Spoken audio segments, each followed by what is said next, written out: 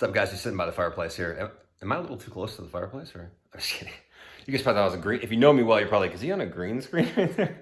No, it's my TV, man. It's my TV. I put on some it's like Christmassy kind of music right now, but it's just kind of relaxing when I'm working at 9 o'clock at night, 10 o'clock at night, trying to build this business, give you some quick insights, into just where I'm at, because I think it's going to be helpful for people. If you've been following this journey, it's kind of fun, but even if not, and you're trying to build a business and you're an entrepreneur, founder, or you want to start a company, I just think it's the reason I like these is I think it's cool to get inside of the mind of somebody that's actually going through it and living it every day and documenting the journey. I think there's something kind of cool. I would want to see this from other people. So hopefully you guys get some value out of it. But right now, the title for this is Growing Pains.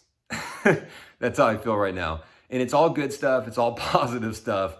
It's just when you start a company, you go through phases. You know, as a solopreneur, entrepreneur, you go through phases. The first thing you do when I first started was, how do I just get a customer? How do I just land a customer? What can I offer? The product, the services, the price point, that kind of stuff. And then how can I deliver so much value for that client? So much value for them that they are willing to give me a testimonial, that they'll refer people to me. And then I can build these case studies up and proof of concept and continue to refine the products and services and continue to move forward and up the price point. And long story short, we've done that over the last, let's call it 11 months. And I'm getting to a point recently where it's like, okay, now you're here, but to get to here is a different set of skills and a different set of responsibilities and a different set of offerings and potentially even clients. And so what I've been doing recently is instead of like the boot camp thing's been going really well. And typically we're bringing people in weekly. I've upped the prices. I've upped the value tremendously, just revamped all the boot camps over the holidays.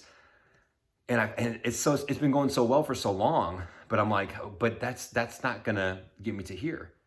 So I decided that I have to be able to offer higher level services, monthly retainer type services, where I come in and I'm an extension of somebody's marketing department, basically, their content marketing department, there may be created as we speak. It just seems to be like content marketing is the game now, is the game. And so I'm going through growing pains because I'm starting to offer new things that I didn't offer before. And even though I know what I'm doing and I'm proven in these areas, it's different to have to walk people through the process and get them to, I put together the strategy, the scripting, what they're going to talk about, the brand. Brand is so huge and people are still sleeping on it. They still don't know how to create a brand. Most people don't even think about it. A brand, a movement. How do you create something that's bigger than your organization? That's not just like, we are a marketing company. We're the best in service, best in class. Like, we're a sales provider. We're a sales coaching services. It's like, you got to create something that's bigger than that people can be bought into, that they can get fired up about, even if they're not even a customer of yours, but for sure if they are a customer of yours. And so there's so much that goes into it. We lay the foundation, the branding, the optimization of profiles, the getting the messaging down. How are we going to impact our customers? How are we going to really reach out there and connect with them? That's all part of that. And then it's like developing the content strategy, working through the whole cycle of the content strategy. When are they going to film? What are the topics? What are the scripts? How do we make them creative? With the title, all the different stuff, the distribution, the tracking of numbers. And I'm realizing as I go through it, I'm like, man, this it's a lot of work. We've got 3 people on the team now that I'm working with on a weekly basis, video editors, graphic designers. I'm hiring literally tonight 2 to 3 more. It's just like we're getting really busy. We've got a few clients now already on the retainer, on the partnership. And so it's really incredible. But I say growing pains because I'm going through late nights, 11, 12 o'clock at night, staying up, working till, and just trying to and still feeling like I have so much left to do. So, I'm sure at some point I'll get to a place where it kind of levels out a little bit. But I think anytime you're taking on a new product, service, a new venture, you're wanting to grow to a new revenue goal that's significantly higher, there's going to be some growing pains, and and I'm making mistakes. Like, there's things that I'm like, damn, I didn't cover that on the first onboarding call. I should have covered that. Why did I not cover that? And so I'm learning, this is what you have to do. You have to be able to adapt and put processes and systems in place. So the exciting part about this is now I've onboarded 3 clients on the monthly retainer. Now I've got a system. So when a new client comes on, I've got a process and a system in place that's scalable, and I can say, okay, step 1, we do this and this. Now I know from the last 3, we don't do this and this. Or I know from the last 3, I definitely got to ask this. I definitely got to get some content on the call as we're talking. There's just certain things that you learn, you try to prepare, you try to have an agenda, that kind of stuff. But some things you just have to do. You just have to take action and refine as you go, adapt as you go. It's part of the game. So it's been just crazy. I feel really good about it. I feel confident about what we're building. I think it's one of a kind. I don't think anyone else is offering what I'm offering from a creative and branding side.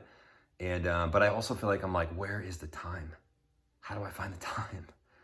And I want to post more on other platforms, and I want to do so much. I want to make more of these. I'd love to make one of these every couple of days to be in front of you guys and give you insights. I'd love to do more stories. So one of the things you have to do as you're building your business is just say, where's the focus? Give me clarity on the goals, what I'm trying to accomplish, and where I want to go, and the vision, and spend your time there. And you're gonna miss out on other things. You're gonna, I'd love to be posting more on TikTok, Instagram, doing more of these. The reality is I can only focus my time in certain areas. I'm not gonna overly leverage myself in one place. I'll show up on different places, but the quality of my time has to be in a few places that make sense for me. Clubhouse just is getting really hot right now. I want to say this just on record. I do think Clubhouse is going to be a massive platform. I do. It's all audio right now. It's in very early stages. It just launched. It's not even 12 months old. And I think it's going to be, and I'm starting to spend time on there, hop on there every day, jump in chats, and I'm not going to go into the whole Clubhouse strategy right now. But there's a pretty clear path to convert, and it's very simple to other social media platforms, or very similar, which is you get on there, you add value, you build community, you build relationships, you connect right now as it sits on either Instagram, or you can hop on LinkedIn. And if you've been adding value and people are asking questions and you're answering them, then you're connecting with them on other platforms. Hey, Sue, thanks so much for joining the Clubhouse yesterday. I love the question that you asked. It's a great question, and happy that I was able to answer it for. But by the way, there's 2 other things that I didn't get to cover just due to time and whatnot that I'd love to share with you. Are you free for a cup of coffee or virtual coffee, whatever it is? And boom, you start the conversion process. It's always give first, value first, but it's not super complicated. It's really not. And you can scale super freaking, it's scary crazy. I'm actually really pumped for it. And it's going to test a lot of the other apps. They're going to have to, because here's what I'll tell you, the app is really, really good, and I think on fire for 2 main reasons. It's got good backing, investing, and the hype for sure. But 2 main reasons. One, it's super easy to use. The ease of use is incredible. There's no other app that's easy to use. There's no feed to figure out, really. There's no crazy algorithm. I mean, there are algorithms, but it's not crazy. There's no content that you post. It's all live content, conversations. There's no likes, no comments, no DMs right now, as it sits in January 2021. And so it's just like you hop on and you have conversations. And so that's number 1. Number 2, it is a social experience like you cannot get on any other platform. I can leave this video right now, go on Clubhouse, and hop in a conversation with 20 other people, 100 other people, and jump in and talk to them. The human experience is crazy. So I don't know if they'll add video at what point, or other apps should be looking at this saying, how do we create an experience like that? Not copy Clubhouse per se, but just we got to think about how we connect humans a little differently, because it's a little bit, it's distant right now in a lot of other apps. LinkedIn Lives, that kind of stuff. It's not the same experience. So I'm excited for that. So I'm spending time on that because I believe, again, you got to 80% on what's working and the results and where clarity and where you need to spend your time. 20% test and try. You have to be trying these. Something like Clubhouse comes up as a marketer, as a salesperson, as a business leader, CEO, owner. You cannot sit on that. You cannot sit on that. The time is now. So growing pains, all good stuff though. I'm excited. Things are crazy right now. I'm trying to just squeeze every second I can out of the day.